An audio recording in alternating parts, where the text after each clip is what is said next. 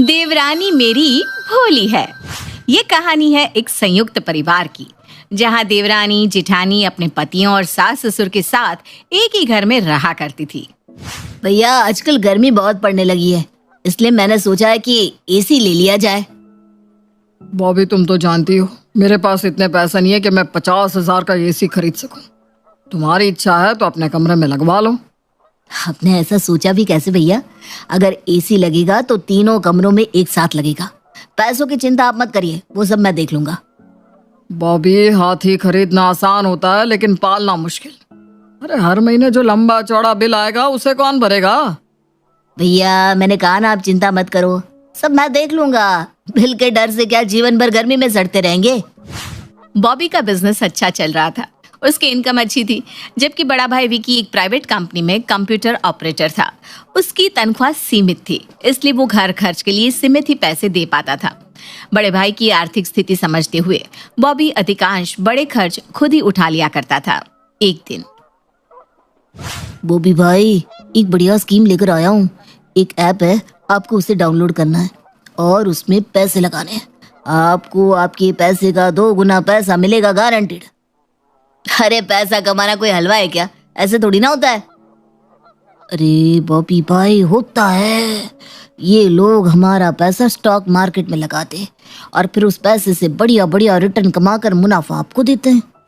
बॉबी पहले तो काफी नानुकुर करता है, लेकिन फिर दोस्तों की बात में आकर कुछ पैसे लगा ही देता है। वाकई श्याम की बात सच निकलती है और 10 दिन में उसका पैसा डबल हो जाता है। अरे वाह, अभी तो मैंने बस 50,000 लगाया था। अगर मैं 10 लाख लगाऊं तो मुझे 20 मिल जाएगा। जल्दी पैसा कमाने के लालच में आकर बॉबी गलती कर बैठता है और क्लाइंट की पेमेंट के लिए रखा हुआ पैसा उठाकर मार्केट में लगा देता है। ये नहीं हो सकता, मेरे 10 लाख रुपए डूब गए। अब मैं क्लाइंट को क्या जवाब दूंगा? वही हुआ जिसका बॉबी को डर था। पैसा ना मिलने पर क्लाइंट ने माल नहीं दिया और पिछले रकम के भुगतान के लिए भी दबाव बनाने लगा। पता नहीं किस मनहूस घड़ी में मैंने उस श्याम की बातों पर यकीन कर लिया और सारा रुपया गंवा बैठा। अब क्या करूं, कुछ समझ में नहीं आ रहा। अगर देनदारों को बकाया नहीं दिया तो दुकान बंद करने की नौबत आ जाएगी। सुनिए ना, वैलेंटाइन डे आने वाला है, इस बार ना मुझे डायमंड रिंग बनवा दो। मैं भी अपनी सहेलियों को दिखाकर खुश हो जाऊंगी। क्या हर समय हीरा सोना चांदी करती रहती हो? बस यही चलता रहता है क्या तुम्हारे दिमाग में? अरे दुनिया में और भी बहुत सारी समस्याएं हैं, कभी उनकी तरफ भी अपना ध्यान लगाया करो। अरे ऐसा क्या हो गया जो आप इस तरीके से मुझसे बात कर रहे हैं? नहीं दिलवाना तो मत दिलवाओ, बात तो ठीक से करो कम से कम। रिंकी देखो, मेरा मूड बहुत खराब है। बिजनेस में बहुत लॉस हो गया है। यहाँ सब बेचने की नौबत आ गई है और तुम डायमंड खरीदने की बात कर रही हो। मेरी सारी जमा पूंजी, डिपॉजिट सब चला गया। मैं बिल्कुल बर्बाद हो गया रिंकी। मुझे तो कुछ भी समझ में नहीं आ रहा कि अब क्या होगा। आप परेशान मत हो, भगवान कोई ना कोई रास्ता जरूर निकालेंगे हमारे लिए। कुछ दिन बाद, बॉबी, इस महीने तुमने घर खर्च में अपना शेयर नहीं दिया। पिछले महीने भी तुमने आधे ही पैसे दिए थे। ऐसे कैसे काम चल पाएगा? मेरे पास भी खर्चे हैं। तुम्हारे ऊपर तो अभी बच्चों की जिम्मेदारी भी नहीं है, लेकिन मुझे तो अपनी सीमित तनख्वाह में से ही दोनों बच्चों को भी देखना होता है। भैया मेरा बिजनेस बहुत घाटे में जा रहा है, फिर भी मैं कोशिश करता हूँ पैसों का इंतजाम करने की। भाभी ये तो गलत बात है ना, आज तक घर की ज्यादातर जिम्मेदारी हम ही उठाते आए हैं। आज इन्हें बिजनेस में घाटा हो गया तो भैया ने इन्हें पैसे के लिए टोक दिया।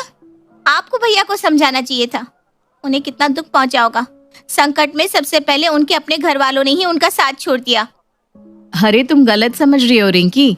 भैया अच्छा कमाते हैं, इसीलिए घर की जिम्मेदारियां उठा लेते हैं, लेकिन हमारी कमाई उतनी है नहीं ना, तो कैसे खर्चा उठा पाएंगे?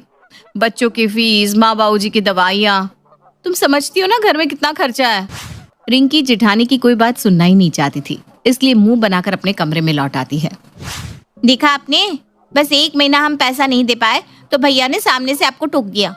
अरे आज हम मुसीबत में हैं तो सब आंखें दिखा रहे हैं, वरना आज तक ऐसा हुआ है कि घर खर्च में आपने अपना हिस्सा ना दिया हो, बल्कि आप तो खुद घर की ज्यादा से ज्यादा खर्च अपने ऊपर लेने की कोशिश करते हो।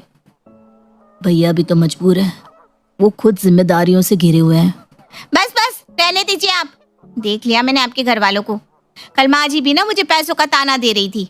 यही है दुनियादारी, पैसे जाते ही सबसे पहले रिश्तेदार अपनी असलियत दिखा देते हैं। आप चिंता मत करो, आपको अपने ही घर में ऐसे छोटा महसूस करने की जरूरत नहीं है। मैं अपने पापा से बात करती हूँ, वो जरूर हमारी मदद करेंगे। नहीं रिंकी, मैं नहीं चाहता कि मैं तुम्हारे पापा से पैसे लूं। अपने घर में सबकी 4 बातें सुनना तो तुम्हें बर्दाश्त है, लेकिन मेरे पापा से पैसे लेकर सम्मान से अपना बिजनेस चलाना मंजूर नहीं।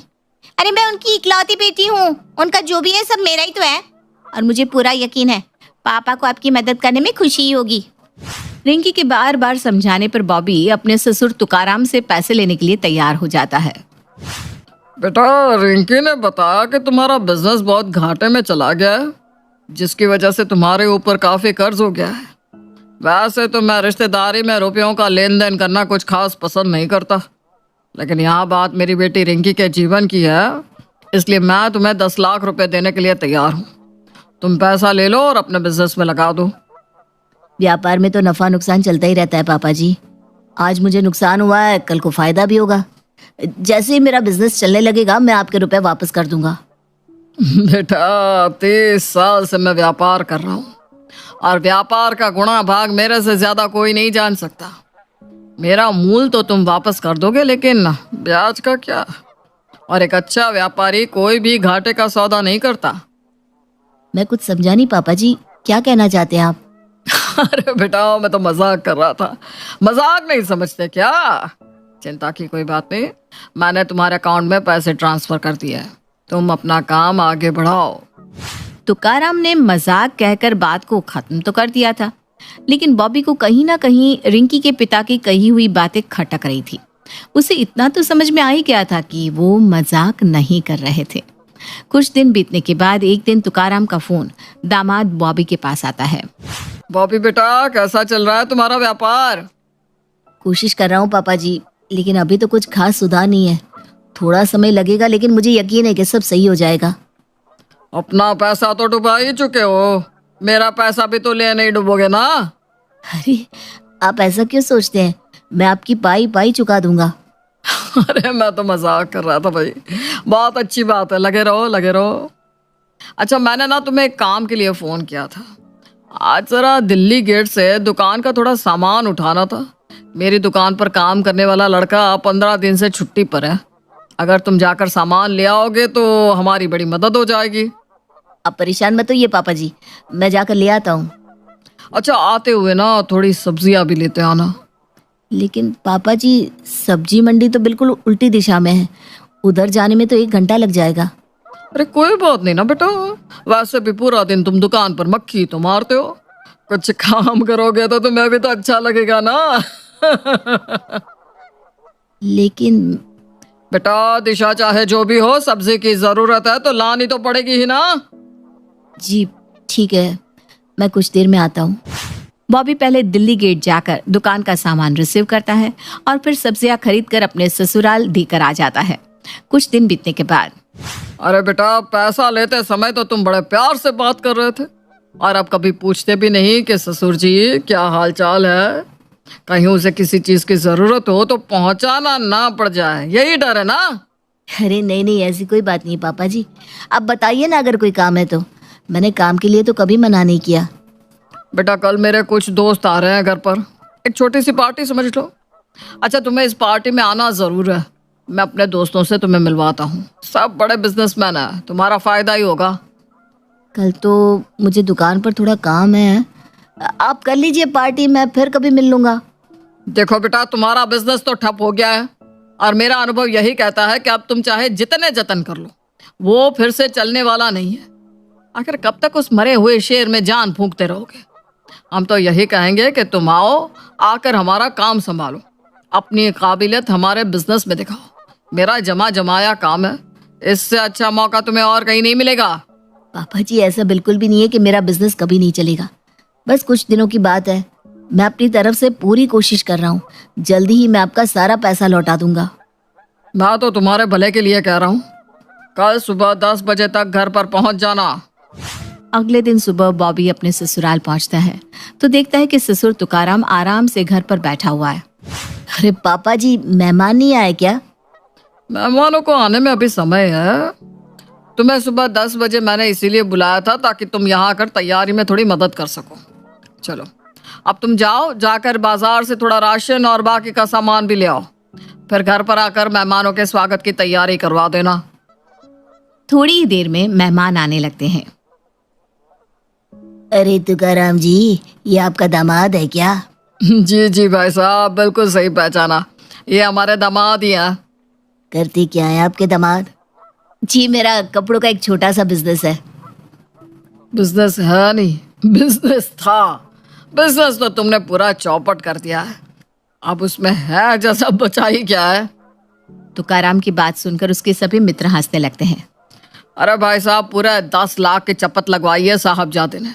अब बेटी का चेहरा देखकर सारा घाटा हमें ही सहना पड़ा, क्या कर सकते हैं। एक बात बताइए, बिजनेस कर पाना हर किसी के बस का होता है क्या?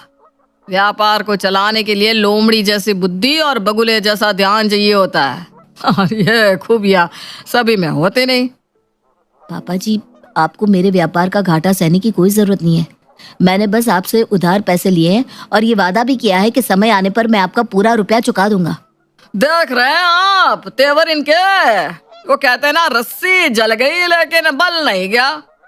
सिर्फ कह देने से रकम चुकता नहीं हो जाती। 10 लाख कितनी बड़ी रकम होती है, समझते भी हो तुम? 10 लाख रुपए कमाने में आधी उम्र बीत जाएगी तुम्हारी। हम तो कह रहे हैं कि यहीं आकर हमारे पास रहो और हमारा व्यापार संभालो, नफा नुकसान सब हम देख लेंगे। लेकिन ये हमारी बात सुनने को तैयार नहीं। तुकाराम की बातें अब बॉबी के बर्दाश्त से बाहर हो रही थी, इसलिए वो उठकर वहां से सीधा अपने घर आ जाता है। रिंकी के पापा से पैसे लेकर मैंने अपने जीवन की सबसे बड़ी गलती कर दी है। वो मुझे नीचा दिखाने का कोई मौका नहीं छोड़ते। घर के काम तो मुझसे करवाते ही थे, लेकिन आज तो उन्होंने अपने दोस्तों के सामने भी मुझे बेइज्जत कर दिया और बार बार मुझ पर अपने यहाँ आकर रहने के लिए दबाव बना रहे हैं। सो अलग, अगर इस समय रिंकी से मैंने कुछ भी कहा तो वो तो यही समझेगी कि मैं उसके पापा की भलाई का बदला उन्हें दोष देकर चुका रहा हूँ। इसलिए जब तक पैसों का इंतजाम नहीं हो जाता, मुझे चुपचाप सब कुछ बर्दाश्त करना ही होगा। कुछ दिन बाद, ये ले बेटा, पूरे 10 लाख रुपए हैं। ये रुपये ले जाकर तू अपने पापा को दे देना। लेकिन माँ जी, आपके पास इतनी बड़ी रकम आई कहाँ से? मैंने अपने और बड़ी बहू के सारे गहने बेच दिए हैं। उन्हीं गहनों को बेचकर मैंने 10 लाख रुपए का इंतजाम किया है। लेकिन आपको गहने बेचने की क्या जरूरत थी? पैसा तो मेरे पापा ने दे ही दिया था, और उन्हें पैसा लौटाने की ऐसी कौन सी जल्दी थी आपको कि ये कदम उठाना पड़ा? इतनी भी भोली मत बनो रिंकी, जैसे तुम्हें कुछ पता ही नहीं है। आंखों देखी मक्खी निगलना कोई तुमसे सीखे। मुझे कुछ समझ में नहीं आ रहा, आप लोग क्या बात कर रहे हैं? क्या तुम्हें पता नहीं कि जब से तुम्हारे पापा ने बॉबी को पैसे दिए हैं, उन्होंने उसका जीना मुश्किल कर दिया है? अरे क्या कुछ नहीं किया तुम्हारे पापा ने, और तुम कह रही हो कि तुम्हें कुछ पता ही नहीं? क्या बॉबी ने आज तक तुम्हें कुछ भी नहीं बताया? मुझे सचमुच कुछ नहीं पता। मैं अभी बॉबी को यहाँ बुलाती हूँ। सिर्फ बॉबी को नहीं, अपने पापा को भी यहाँ बुलाओ। अब जो भी बात होगी सबके सामने होगी। रिंकी गुस्से में अपने पापा और बॉबी दोनों को फोन लगाती है और उन्हें घर बुलाती है। कुछ देर बाद बॉबी और तुकाराम दोनों घर आ जाते हैं। पापा, क्या आपने बॉबी के ऊपर पैसे लौटाने के लिए दबाव बनाया था? सच सच बताइएगा पापा, झूठ मत बोलना। ये क्या बताएंगे, सच मैं बताता हूँ। मदद करने के नाम पर 10 लाख रुपए देने के बाद इन्होंने जैसे मुझे अपना गुलाम बना लिया। मुझसे घर का राशन मंगवाया, सब्जी भाजी मंगवाई, अपने दोस्तों के सामने बुलाकर बेइज्जत किया। इतना ही नहीं, दुकान पर काम करने वाले नौकरों की जगह मुझसे काम करवाया। और जब इतने से भी तुम्हारे पापा का पेट नहीं भरा तो इन्होंने मुझे घर में घर खर्च देने से मना कर दिया। कहते हैं दुकान से जो भी कमाई होगी वो सारा पैसा इन्हें देना होगा।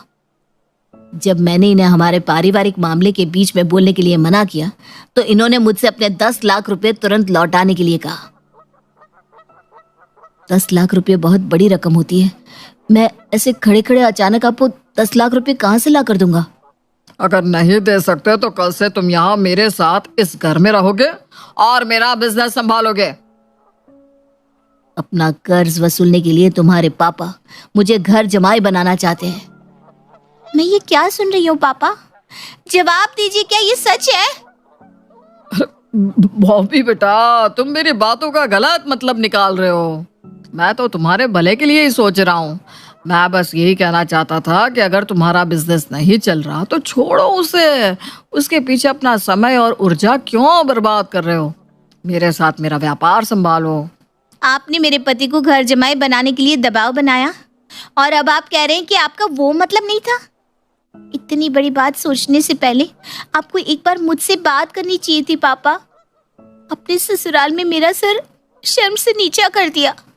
अगर यही सब सहना होता तो हम पैसा कहीं और से भी तो उधार ले सकते थे, लेकिन मैंने ही बॉबी को कहा था कि मुझसे ज्यादा पापा के लिए इस दुनिया में और कुछ भी जरूरी नहीं है, वो बिना सोचे हमारी मदद कर देंगी।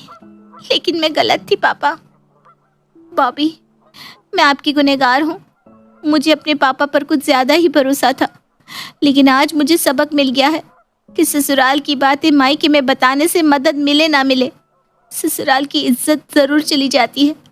पापा, अपने दोस्तों के सामने मेरे पति का अपमान करने से पहले आपने एक बार भी नहीं सोचा कि आप सिर्फ बॉबी का नहीं मेरा भी अपमान कर रहे हैं? लाइए माँ जी, 10 लाख रुपए मुझे दीजिए। कर्ज वापस लौटाने का समय आ गया है। मुझे माफ कर दे बेटा, मेरा सब कुछ तेरा ही तो है। मुझे तो लगा था कि तुझे अपने माँ बाप के साथ रहने में खुशी होगी। मैंने तो ये सब तेरे लिए ही किया। आपने ऐसा सोचा भी कैसे पापा?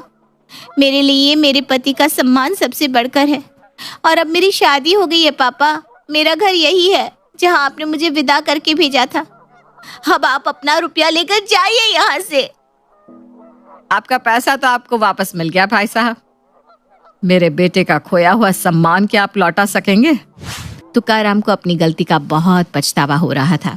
वो हाथ जोड़कर रिंकी के ससुराल में सबसे माफी मांगता है और अपने पैसे लिए बिना ही वहां से लौट जाता है।